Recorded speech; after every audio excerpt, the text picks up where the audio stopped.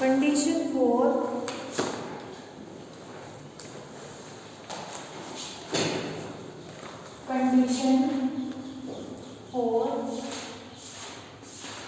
Constructive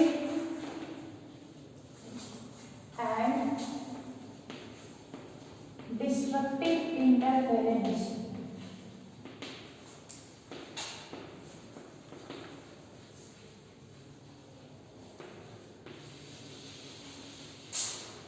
constructive और destructive interference की condition हमें फाइंड आउट करनी है, मैथमेटिकल कंडीशन।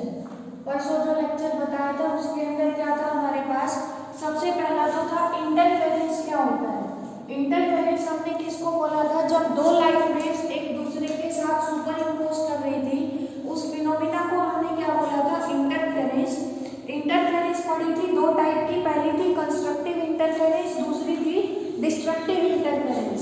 कंस्ट्रक्टिव के अंदर क्या पढ़ा था कि अगर एक वेव की क्रस्ट पे डले, ट्रफ पे डले, तो रिजल्टेंट इंटेंसिटी क्या थी, मैक्सिमम, और उस इंटरफेरेंस को क्या नाम दिया था, कंस्ट्रक्टिव इंटरफेरेंस।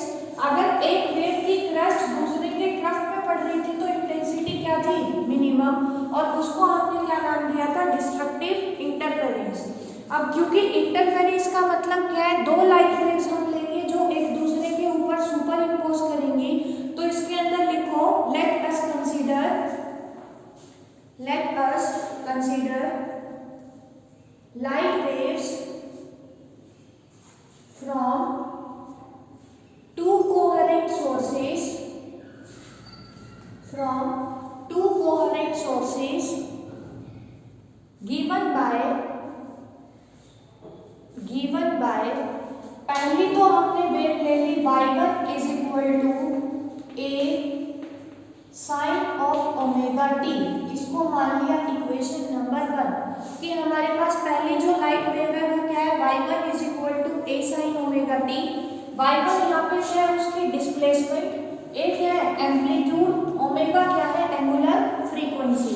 अब क्योंकि इंटरफेरेंस करवाना है तो दूसरी वेव के ऊपर डलवाएंगे, तो दूसरी वेव लिखो y2 is equal to b sine omega t plus 5, b sine omega t plus 5। क्योंकि इंटरफेरेंस की कंडीशन थी जो दो लाइट वेव्स हम एक दूसरे के ऊपर सुपर इम्पोज करवाएंगे, या तो दोनों के अंदर फेज डिफरेंस होना ही नहीं चाहिए, अगर है तो कांस्टेंट फेज डिफरेंस होना चाहिए। तो यहाँ पे हमने फाई क्या ले लिया, दोनों वेव्स के बीच का फेज डिफरेंस, कि जो दूसरी वेव है वो फाई एंगल आगे चल रही है किससे, पहली वाली वेव से। अब इंटरफेरेंस जब करवाएंगे तो दोनों का क्या होगा, सुपरपोजिशन। तो लिखो फ्रॉम सुपरपोजिशन प्रिंसिपल, जब दोनों को हम सुपर इम्पोज करेंगे तो सुपरपोजिशन प्रिंसिपल ने हमें क्या बताया था कि जब दो वेव सुपर इम्पोज करेंगी तो एक नई वेव बनेगी, और उस नई वेव की डिस्प्लेसमेंट क्या होगी, इंडिविजुअल वेव की डिस्प्लेसमेंट के सम के बराबर होगी। तो लिखो from superposition principle y is equal to y1 plus y2। अब y1 की वैल्यू रख दो, क्या है, फर्स्ट इक्वेशन से a sine omega t plus y2 की रखो b sine omega t plus 5, omega t plus 5। अब ये देखो मैं इसमें फॉर्मूला पढ़ा हुआ है sine a plus b। Sine a plus b का फॉर्मूला क्या था, sine a cos b plus cos a sine b।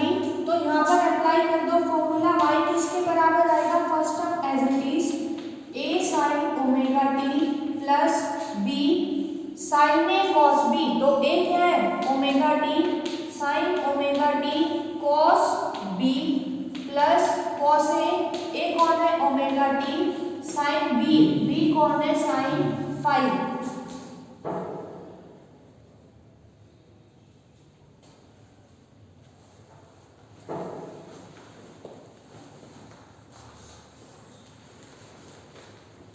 अब नेक्स्ट स्टेप में b को दोनों से मल्टीप्लाई कर दो, मैं इसी में कर रही हूँ, ब्रैकेट हटा के नेक्स्ट स्टेप में b अंदर चला जाएगा तो ये आ जाएगा हमारे पास।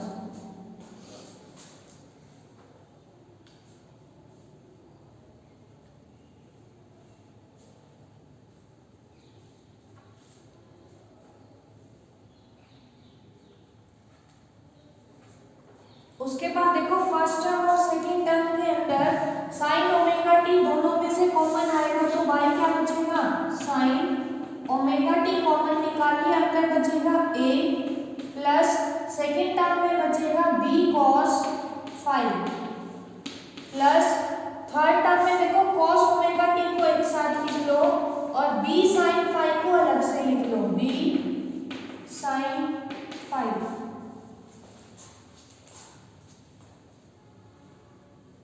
इस इक्वेशन को मान लो इक्वेशन नंबर 3, इक्वेशन नंबर 3।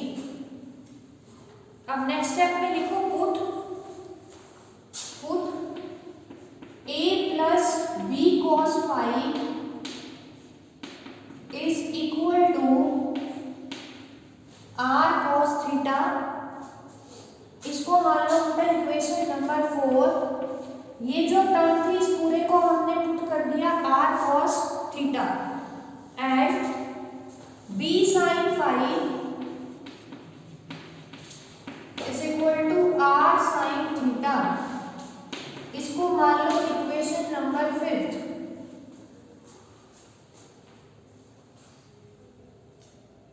अब फोर्थ और फिफ्थ से वैल्यू पुट कर दो थर्ड के अंदर, लिखो पुटिंग फोर्थ एंड फिफ्थ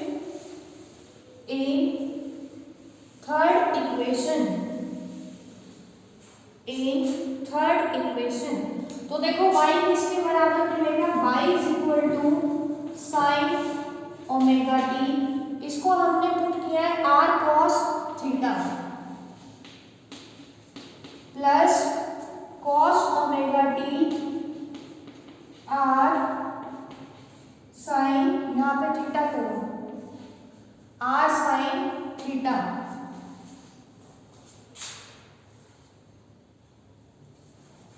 अब दोनों में से देखो r कॉमन आ रहा है तो नेक्स्ट स्टेप में r कॉमन निकाल लूंगा, यहीं पे निकाल रहा हूं मैं, तुम नेक्स्ट में निकाल लो।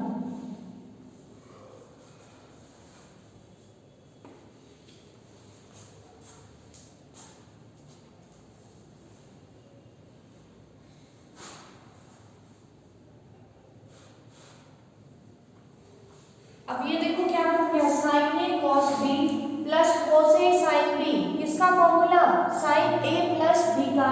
तो इसको हम क्या लिख सकते हैं, y is equal to r sine a plus b omega t plus theta. इसको मान लो इक्वेशन नंबर 6। अब सुपरपोजिशन प्रिंसिपल से दोनों वेव्स को हमने सुपर इम्पोज करवाया, तो हमें निकालना है जो रिजल्टेंट वेव बनेगी उसकी इंटेंसिटी। रिजल्टेंट फाइंड आउट करना है तो r को निकालने के लिए लिखो, r कैसे निकालेंगे, squaring and adding fourth and fifth, squaring and adding fourth and fifth. Fourth की लेफ्ट हैंड साइड का देखो जब स्क्वायर करोगे क्या आएगा, a plus b cos theta whole square. Left hand side में ऐड करोगे किसके, फिफ्थ के, इसका स्क्वायर करके क्या आ जाएगा, b square sin square phi, b square sin square phi is equal to right hand side का स्क्वायर करोगे क्या आएगा, r square cos square theta plus fifth के राइट हैंड साइड का स्क्वायर क्या आएगा, r square sin square theta.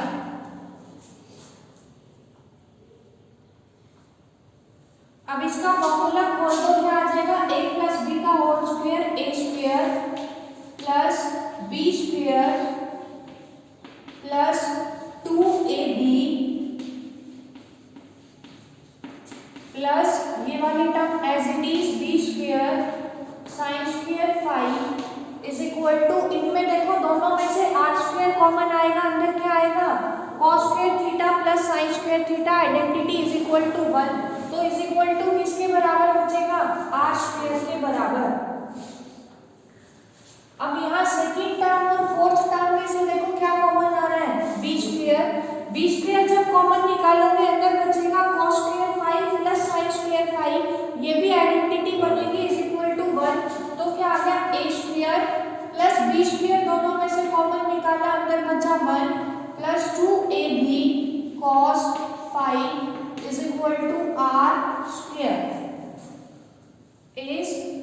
To r square.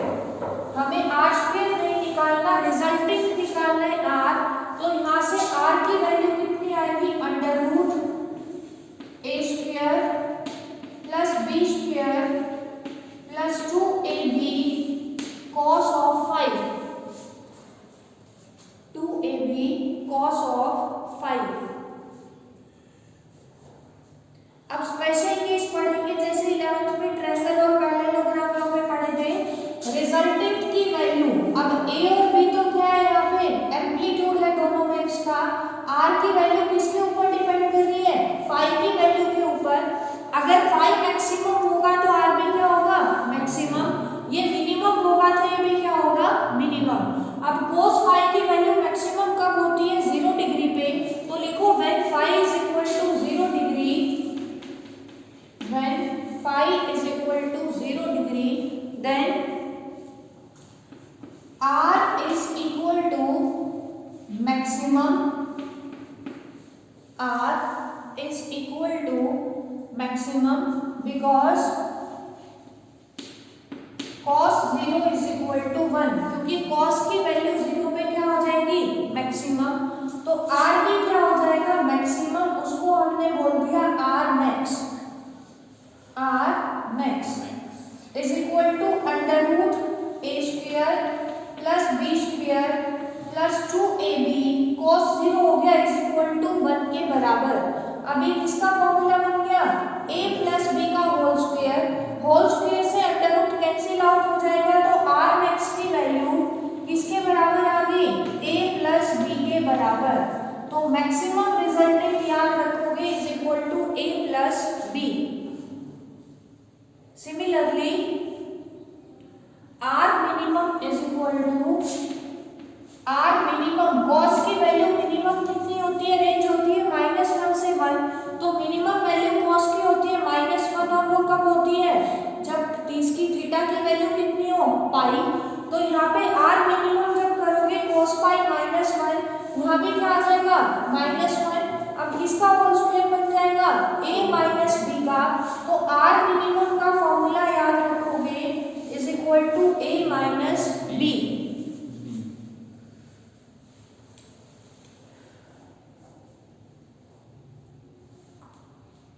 अब cos की वैल्यू मैक्सिमम देखो, अगर जनरल टर्म्स में बात करें तो cos थीटा की वैल्यू मैक्सिमम कब पड़ी हुई है, जब क्या हो, हमारे पास इवन मल्टीपल हो किसका, पाई का।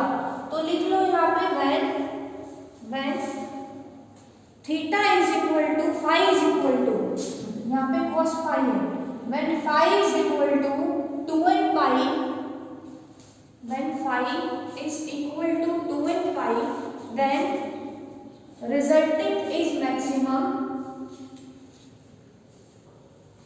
and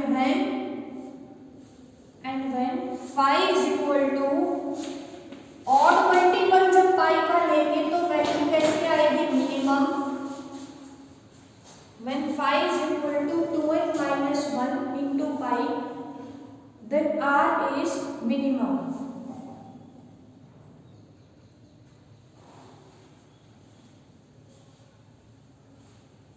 उसके बाद लिखो इसी के अंदर if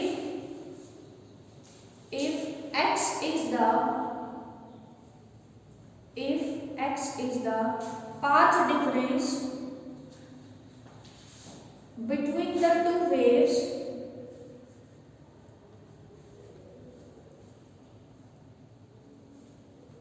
reaching at any point,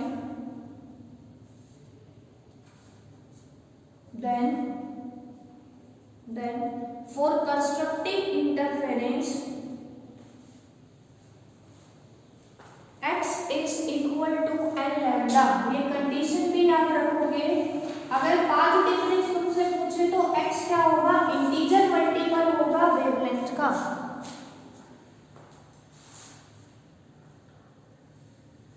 for constructive interference, bracket में लिख लो for constructive interference. Similarly for destructive interference x is equal to 2n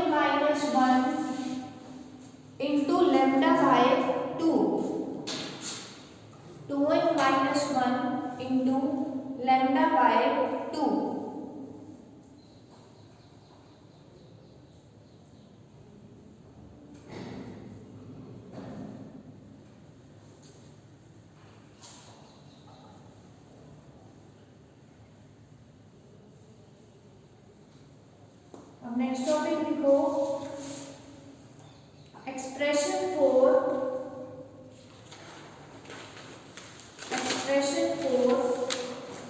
fringe width, expression for fringe width और theory of interference of light और theory of interference of light.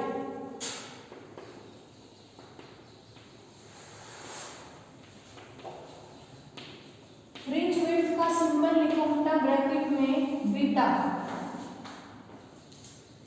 Fringe width is denoted by beta. अब सबसे पहले तो पता होना चाहिए fringe width होती क्या है। इंटरफेरेंस के अंदर देखो हमें दो टाइप के फ्रिंज मिले थे, एक तो मिले थे ब्राइट फ्रिंज, दूसरे थे डार्क फ्रिंज। तो दो कंसेक्यूटिव ब्राइट फ्रिंज के बीच की डिस्टेंस या दो कंसेक्यूटिव डार्क फ्रिंज के बीच की डिस्टेंस, उसको हम क्या बोलते हैं, फ्रिंज विड्थ बीटा। तो लिखो it is defined as the distance between two consecutive bright or dark fringes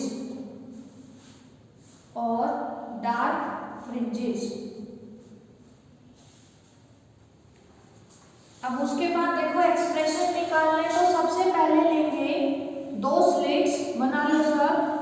यहाँ पर हमने लिया है ए और बी, दो स्लिट ली हैं जिनको हम इल्यूमिनेट करवा रहे हैं मोनोक्रोमेटिक सोर्स ऑफ लाइट से।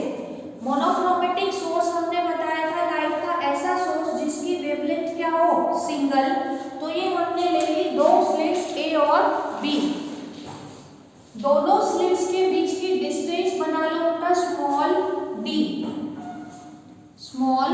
डी।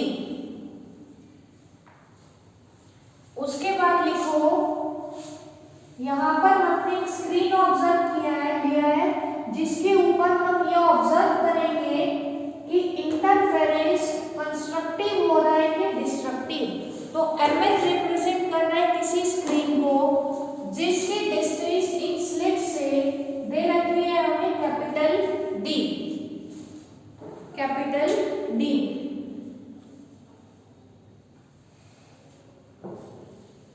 उसके बाद लिखो इनका ए और बी का मिड पॉइंट हमने लिया है ओ,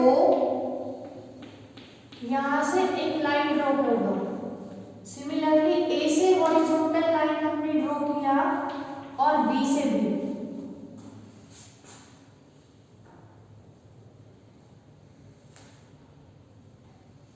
इसको नाम दे दो एम तो दे दिया सी डी ई।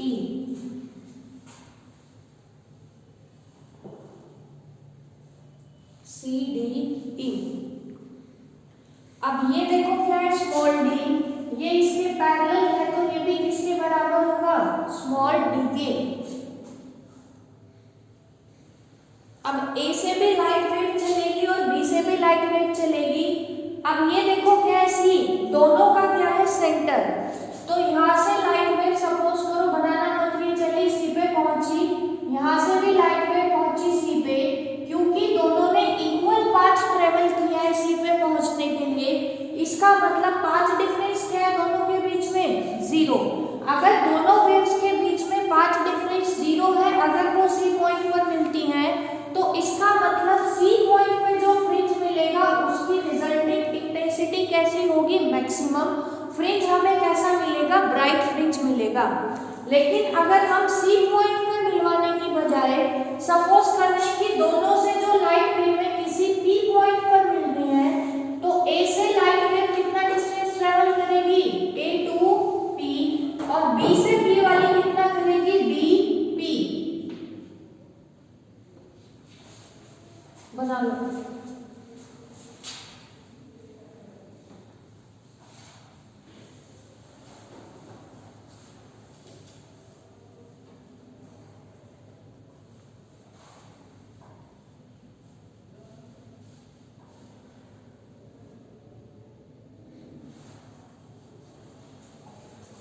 उसके बाद हम एज्यूम करें सेंटर से P पॉइंट की डिस्टेंस हमने ले ली बेटा स्मॉल x। अब जब दोनों C पे मिल रही थी तो पाथ डिफरेंस कितना था 0, लेकिन P पे मिलेंगे तो B से जो लाइट वेव जा रही है वो ज्यादा चल रही है किसके कंपैरिजन में, जो A से जा रही है P पे। तो लिखो path difference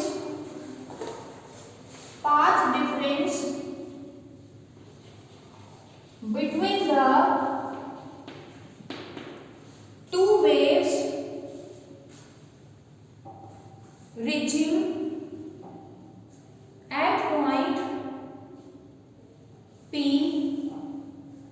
is equal to BP minus AP। BP में से क्यों घटा है, क्योंकि B वाली जो लाइट वेव है वो ज्यादा चल रही है किसके कंपैरिजन में, जो A से B पे जा रही है। इसको मान लो इक्वेशन नंबर 1। अब हमें दो चीजें निकालनी है, एक तो BP निकालना है, दूसरा AP। फिर दोनों को क्या करना है, सब्ट्रैक्ट करेंगे। अब BP को निकालने के लिए देखो ट्रायंगल लेंगे बेटा, ये बड़ी वाली ट्रायंगल। तो लिखो in triangle BPE, triangle BPE। BP hypotenuse है जो हमें निकालना है, तो पाइथागोरस थ्योरम लगाएंगे। BP का स्क्वायर किसके बराबर आएगा, PE square plus BE square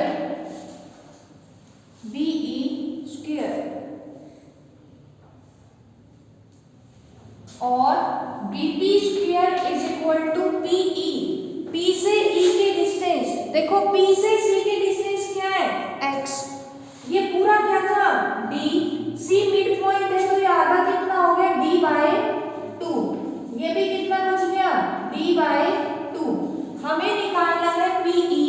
PE किससे मिलके बना हुआ है, PC प्लस CE से। PC कितना है x, C कितना है d/2, तो ये क्या आ गया x प्लस d/2 इसका होल स्क्वायर प्लस B से E की डिस्टेंस कितनी है, कैपिटल D स्क्वायर। और हमें BP स्क्वायर नहीं चाहिए, BP निकालना है। तो BP किसके बराबर आएगा, x plus d/2 whole square plus D square इसका अंडर रूट।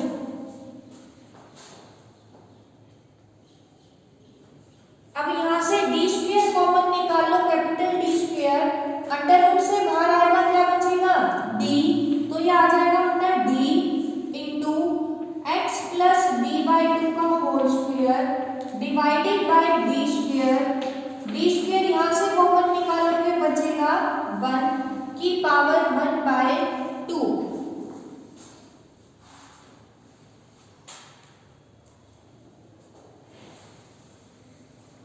अब बाइनोमियल थ्योरम का यूज करेंगे। देखो बाइनोमियल थ्योरम क्या थी, 1 प्लस x की पावर अगर n है फर्स्ट ऑर्डर एक्सपेंशन के लिए, तो 1 प्लस n इंटू x हमने पढ़ा हुआ है। n कौन है यहाँ पे 1/2, x कौन है ये वाली टर्म, तो 1 प्लस nx, n को इससे मल्टीप्लाई करोगे, लिखो यूजिंग बाइनोमियल थ्योरम,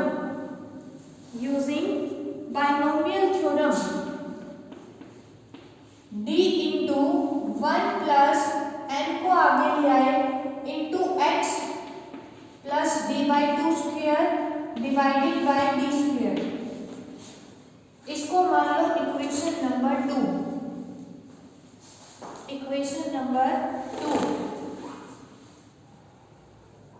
अब BP की वैल्यू हमें पता चल चुकी है, किसकी निकालनी है, AP की।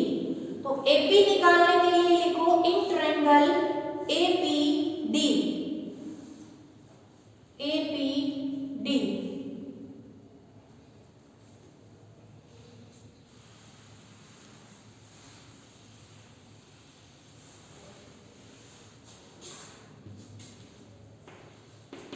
APD के अंदर AP स्क्वायर देखो किसके बराबर आएगा, PD square plus AD square. अब हमें चाहिए PD की वैल्यू, PC कितना है x, इसमें से d/2 घटाओगे तो ये PD कितना बचेगा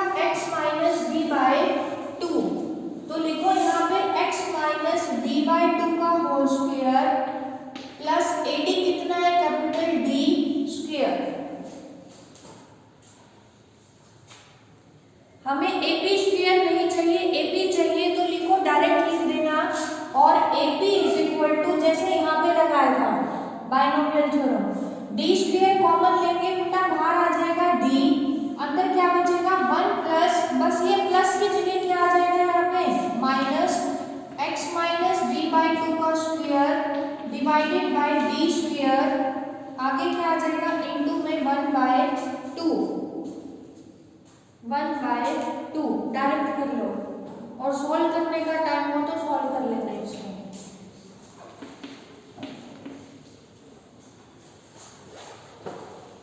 अब लिखो putting third and second in first, putting third and second in first. BP की जब वैल्यू पुट करोगे, बीपी माइनस एबी दोनों में देखो कैपिटल डी तो कॉमन आ रहा है, तो दोनों के ही बाहर निकाल लिया मैंने कैपिटल डी।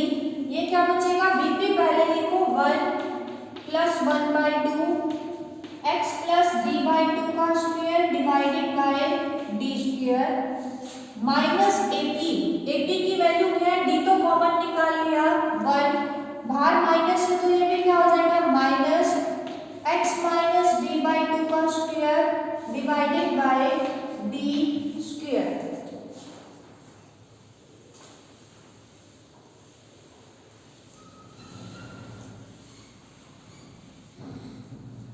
अब देखो 1 से 1 कैंसिल आउट, बचेगा d, इन दोनों में से 1 by 2 D square common out, अंदर क्या बचेगा फिर x प्लस डी बाई 2 का होल स्क्वायर, इसको खोल लो x square plus b square by 4 plus 2ab 2x d by 2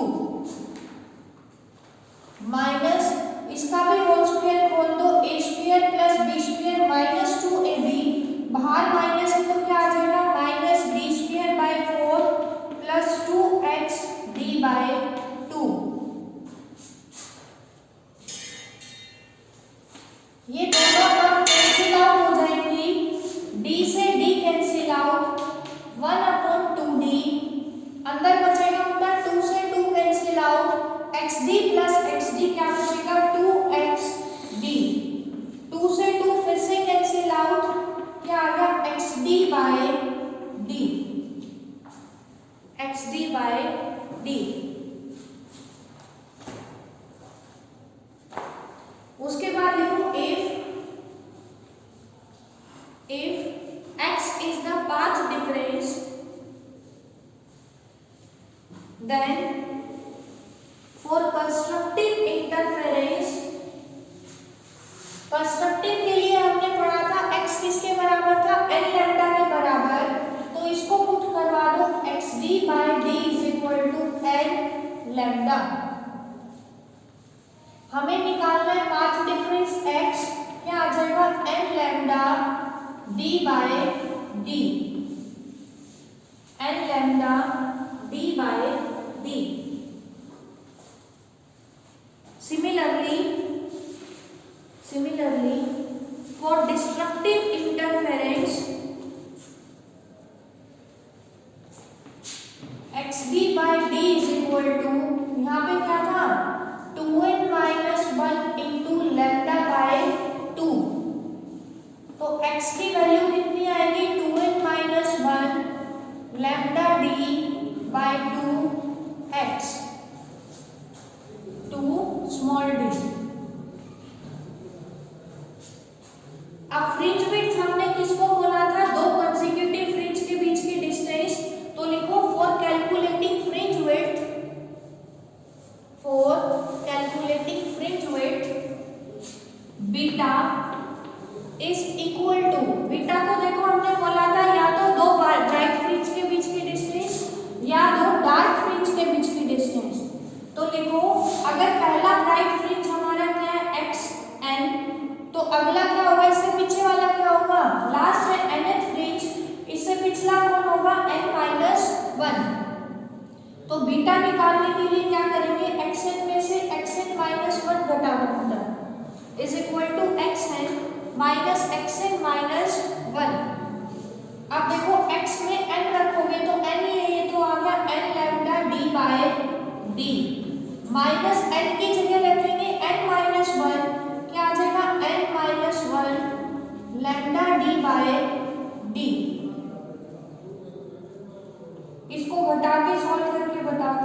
देखो n lambda D by D से n lambda D by D cut जाएगा, माइनस माइनस में हो जाएगा प्लस, तो बीटा किसके बराबर आएगा, लैम्डा डी बाई डी। तो फ्रिंज विड्थ का जो फॉर्मूला है वो क्या है हमारे पास, lambda capital D divided by small D. यहाँ पे लैम्डा क्या है, वेवलेंथ, बड़ा डी है स्क्रीन की डिस्टेंस किससे, स्लिट से, और स्मॉल डी है दोनों ये जो सोर्स थे कोहेरेंट सोर्स, इनके बीच की डिस्टेंस। कर लोगे सब।